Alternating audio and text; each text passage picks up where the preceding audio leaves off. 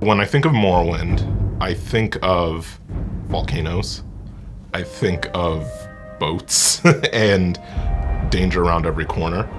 I think of Vivek and Vivek City. I think of the Dark Elves and Vardvarks and all kinds of weird and wonderful and terrifying beasties. I think of that first experience of landing in Sadrith, and everyone's a jerk to you. Why is everyone so mean in this place? Sorry, stranger, my time is short, so get on with it. It's not, halflings and fairies when you step into Morrowind for the first time. It starts off with you in captivity, and it's talking about you were just taken out of the prisons. Well, why is that? And Morrowind never tells you. I heard them say we've reached Morrowind. I'm sure they'll let us go.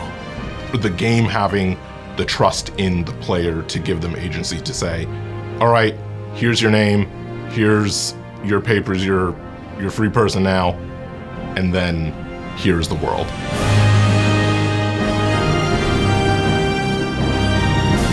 After you get through Sadrith and you start to get out and explore the island itself, I always liken it to a Willy Wonka moment. It's the moment where the kids go into the chocolate room for the first time, and it's just creativity and imagination on display in all directions. And that's really what it felt like playing that game the first time.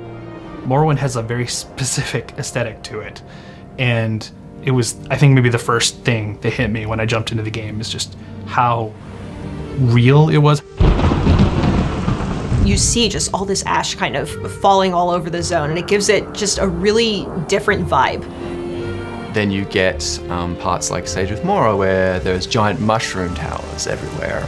It's very bizarre, weird, and wonderful, and it's quite unique. There are giant bug monsters that you can ride to and from rather than simply a horse. There was no RPG I ever played, or game for that matter, that looked like Morrowind when it came out.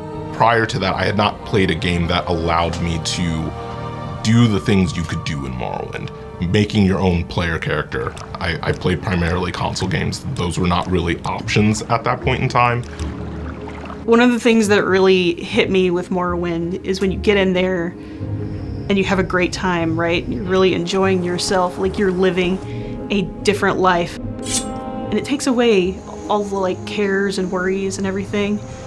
And I wanted to be able to do that for other people. I want to be part of creating these worlds that people can immerse themselves into. It really helped me to understand that, yes, if I wanted to create living, breathing, three-dimensional characters in a virtual space, there were people out there that did that as a job. That's a real thing that people do. Thinking back to when we first announced that we were going to be doing Morrowind in 2017, we know the community was super stoked because this was sort of the first time that they were going back to Morrowind and getting into a place that they were familiar with, but they hadn't seen in a really long time. With Necrom, we get to dive back into Morrowind.